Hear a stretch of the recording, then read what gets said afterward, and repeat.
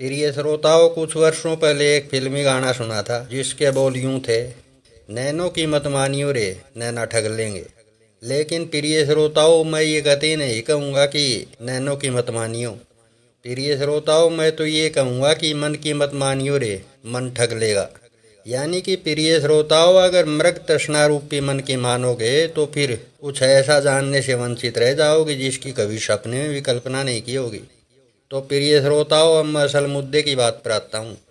प्रिय श्रोताओं, आज के संदेश में मैं वो रहस्य बताऊंगा जिसको पूरे संसार में केवल 1% से भी कम लोग जानते हैं। लेकिन इस रहस्य की असल सच्चाई आज तक किसी ने भी नहीं बताई है। ये बात मैं पक्के दावे से कह रहा हूँ। तो प्रिय श्रोताओं, ये बात तो आप सभी श्रोताओं में से लगभग सभी श्रोता जानते ही होंगे कि 5 तत्वों से मानव शरीर बनता है। प्रिय श्रोताओं, ये बात केवल अर्ध सत्य है।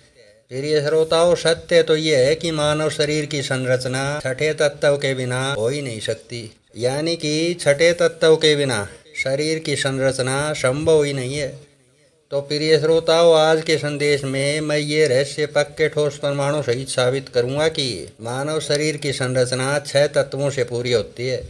प्रिय श्रोताओं, इसके अलावा आज के संदेश में मैं ये रहस्य भी पक्के ठोस प्रमाणों सहित साबित करूंगा कि 6 तत्वों से मानव शरीर आखिर बनता कैसे है। तो प्रिय श्रोताओं, आज के संदेश से पहले आप सभी श्रोताओं ने यही सुना होगा कि अग्नि, जल, वायु, पृथ्वी और आकाश, इन 5 तत्वों से मानव शरीर बनता है। तो प्रिय श्रोताओं, सबसे पहले तो मैं ये रहस्य बताऊंगा कि इन बताए गए 5 तत्वों से मानव शरीर कैसे बनता है। उसके बाद प्रिय श्रोताओं, मैं उस छठे तत्व के बारे में बताऊंगा कि वो छठा तत्व कौन सा है और किसी भी शरीर की संरचना करने में उस छठे तत्व की प्रमुख भूमिका कैसे है। तो प्रिय श्रोताओं, सबसे पहले तो इन बताए गए 5 तत्वों के आध्यात्मिक जीवन के हिसाब से असली अर्थ बताता हूँ। उसके बाद सब कुछ क्लियर हो जाएगा। प्रिय श्रोताओं, आध्यात्मिक जीवन में आकाश का संबंध पिता से है और पृथ्वी का संबंध माँ यानी माता से है।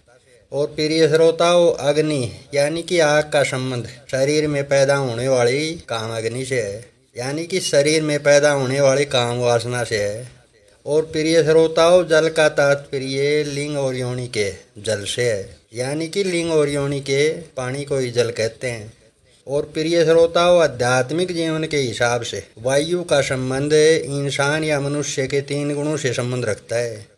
प्रिय श्रोताओं, वायु नाम के शब्द में 3 अक्षर समाये हुए हैं, यानी कि वह प्लस ये प्लस ऊ।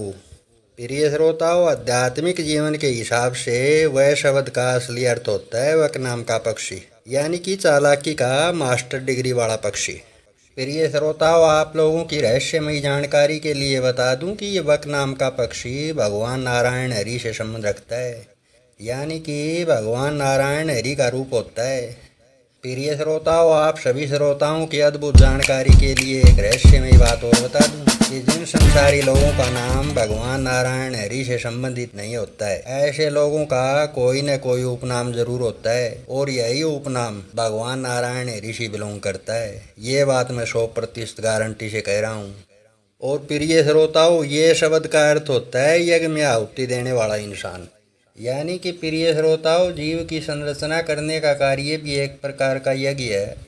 और प्रिय श्रोताओं, ऊ शब्द का अर्थ होता है ऋषि का रूप, यानी कि प्रिय श्रोताओं, ऊ शब्द का अर्थ होता है उल्लू नाम का पक्षी। और प्रिय श्रोताओं, ये उल्लू नाम का पक्षी जो होता है ये ऋषि का रूप होता है। अब प्रिय श्रोताओं, इन 5 तत्वों से शरीर के बनने की पूरी प्रक्रिया समझाता हूँ, इसलिए संदेश को ध्यान से सुनिए। प्रिय श्रोताओं, सबसे पहले पृथ्वी और आकाश यानी कि माता और पिता के शरीरों में काम अग्नि पैदा होती है। उसके बाद प्रिय श्रोताओं, पृथ्वी और आकाश यानी कि माता और पिता का मिलन होता है। इसके बाद माता और पिता में चालाकी वाले गुण पैदा होते हैं, यानी कि भगवान नारायण के 16 रूपों में से किसी न किसी रूप का यज्ञ करने का कार्य शुरू होता है। उसके बाद प्रिय श्रोताओं, माता और पिता ऋषि का रूप बनकर यज्ञ में आहुति देने का कार्य शुरू करते हैं। इसके बाद प्रिय श्रोताओं, लिंग और योनि से निकला हुआ पानी यानी कि जल में जल मिल जाता है। और उसके बाद प्रिय श्रोताओं, आकाशीय तरंगों के माध्यम से भगवान कहे जाने वाला परम शिव जी योनि के उस जल में शरीर की संरचना पैदा करने वाले शुक्राणु पैदा करता है और फिर मानव शरीर की संरचना का कार्य शुरू हो जाता है। प्रिय श्रोताओं, ये भगवान कहे जाने वाला परम शिव जी वो छठा तत्व है जो किसी भी शरीर की संरचना करने में प्रमुख भूमिका निभाता है।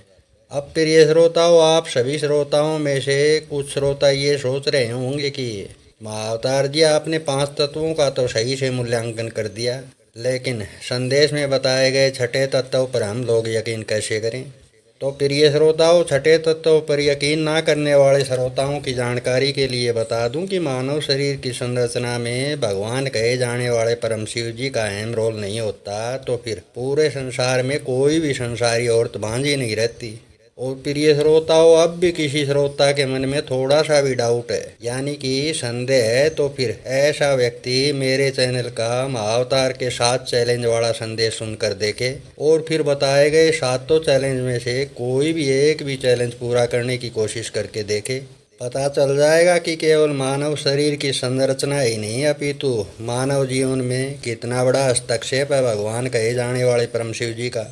तो प्रिय श्रोताओं, अब आप लोगों में से लगभग सभी श्रोता अच्छे से जान गए होंगे कि मानव शरीर की उत्पत्ति 6 तत्वों से कैसे होती है। प्रिय श्रोताओं, संदेश के आखिर में सभी सज्जन श्रोताओं से यही कहूँगा कि संदेश में बताया गया रहस्यमयी सच ज्ञान पसंद आया हो तो फिर इस वीडियो के संदेश को शेयर और लाइक ज़रूर करिए, ताकि बाकी के संसारी लोग भी जान सकें कि मानव शरीर की संरचना कैसे पूरी होती है।